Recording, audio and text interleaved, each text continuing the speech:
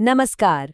आज हम बात करने वाले हैं एक ऐसी हुनर की, एक ऐसी कला की जो असल में हर अच्छी बातचीत की जान होती है, और वो है सुनने की कला। तो चलिए सीधे मुद्दे पर आते हैं। ये जो बात है ना, बातचीत की आत्मा है सुनने की कला। इसका मतलब क्या है? देखिए, सुनना सिर्फ कानों से शब्द पकड़ना नहीं है। ये तो वो चीज है, वो एसेंस है जो हमारी बातों में जान डाल देती है। तो आज का हमारा सफर कैसा रहेगा? सबसे पहले हम बात करेंगे सुनने की उस कला की जिसे हम लगभग भूल ही चुके हैं। फिर देखेंगे कि एक्टिव लिसनिंग का जादू क्या होता है। इसके बाद एक बहुत मुश्किल सिचुएशन को संभालना सीखेंगे जब कोई गुस्से में हो। और आखिर में एक छोटा सा शब्द बदलकर कैसे हम अपनी बातचीत को बेहतर बना सकते हैं, ये जानेंगे। चलिए शुरू करते हैं हमारे पहले पड़ाव से, सुनने की भूली हुई कला। और इसको समझने के लिए ना, दो डॉक्टरों की एक बड़ी दिलचस्प कहानी सुनते हैं। इससे एकदम साफ हो जाएगा कि सिर्फ सलाह देने से ज्यादा किसी को सुनना क्यों जरूरी है। अब देखिए, यहाँ सबसे कमाल की बात क्या है पता है? दोनों डॉक्टरों ने दवा एक ही दी थी, सेम मेडिसिन। फिर भी डॉक्टर सलूजा इतने सफल क्यों हुए? क्योंकि उनका राज दवा में नहीं था। उनका राज था अपने मरीजों को ये महसूस कराने में कि हाँ, उनकी बात को सुना गया है, उन्हें समझा गया है। और डॉक्टर वर्मा की असल में यही गलती थी जो हम में से ज्यादातर लोग करते हैं। हम असल में किसी को समझने के लिए नहीं सुनते, हम सुनते हैं ताकि हम जवाब दे सकें। बस अपनी बारी का इंतजार करते हैं कि कब सामने वाला चुप हो और हम बोलना शुरू करें।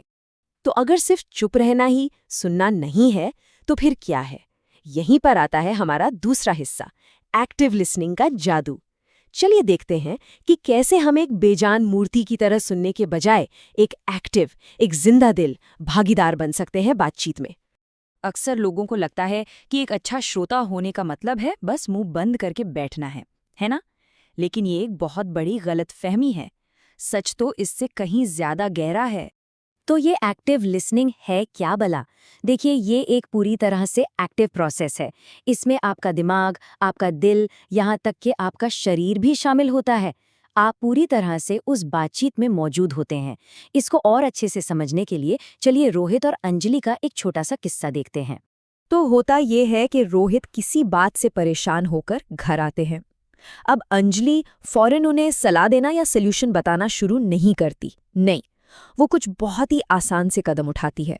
वो टीवी का रिमोट साइड में रखती है, अपनी कुर्सी रोहित की तरफ घुमाकर बैठती है, आई कांटेक्ट बनाती है और बस एक छोटा सा सवाल पूछती है। फिर क्या हुआ? वो बस उन्हें अपनी बात कहने का एक सेफ स्पेस देती है। और ये जो छोटे छोटे शब्द है ना, अच्छा, सच में ये असल में बातचीत के लिए ईंधन का काम करते हैं। ये सामने वाले को हिम्मत देते हैं कि वो अपनी बात पूरी कहे, और ये दिखाते हैं कि हाँ, कोई है जो उनकी बात पूरे ध्यान से सुन रहा है। ठीक है, जब सब कुछ शांत हो तब तो सुनना आसान है, लेकिन असली परीक्षा तब होती है जब सामने वाला गुस्से में हो, है ना? तो ऐसी आग की लपटों को शब्दों से कैसे बुझाया जाए? चलिए अब इस पर बात करते हैं। तो सबसे पहला और सबसे जरूरी नियम, कभी कभी भी किसी गुस्से वाले इंसान को ये मत कहिए कि शांत हो जाओ। ये कहना तो बिल्कुल वैसा ही है जैसे आग में घी डालना। इससे होता क्या है? उन्हें लगता है कि उनकी फीलिंग्स की कोई कदर ही नहीं है, और उनका गुस्सा कम होने की बजाय और बढ़ जाता है। तो फिर करें क्या? जवाब देने या रिएक्ट करने के बजाय एक बहुत कमाल की तकनीक है जिसे कहते हैं इमोशनल लेबलिंग। मतलब उनकी भावनाओं को पहचान कर उन्हें एक नाम देना।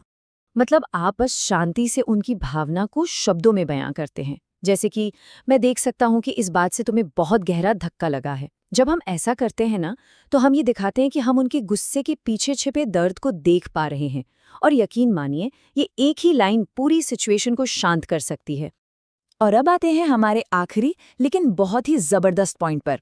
एक छोटा सा शब्द जो या तो दीवारें खड़ी कर सकता है या फिर पुल बना सकता है। चलिए देखते हैं कि कैसे लेकिन को और से बदलना है। यहाँ फर्क को महसूस कीजिए। जब हम कहते हैं तुम्हारा आइडिया अच्छा है लेकिन इसमें रिस्क है, तो ये लेकिन शब्द पहले वाली तारीफ को पूरी तरह से काट देता है, एक दीवार खड़ी हो जाती है। पर अगर हम कहें तुम्हारा आइडिया अच्छा है और अगर हम इसके रिस्क को मैनेज कर लें, तो ये कमाल हो सकता है।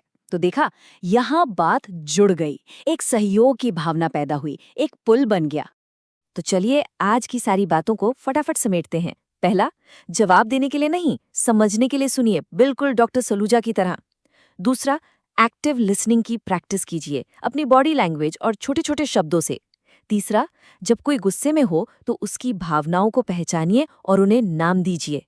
और चौथा, लेकिन से रिश्ते ना तोड़ें और से उन्हें जोड़ें। तो अब एक सवाल अपने आप से पूछने के लिए, अगली बार जब किसी से बात हो तो क्या सिर्फ जवाब देने की तैयारी होगी या फिर सच में उन्हें समझने की कोशिश? सोचिएगा जरूर, क्योंकि ये एक छोटा सा बदलाव सब कुछ बदल सकता है।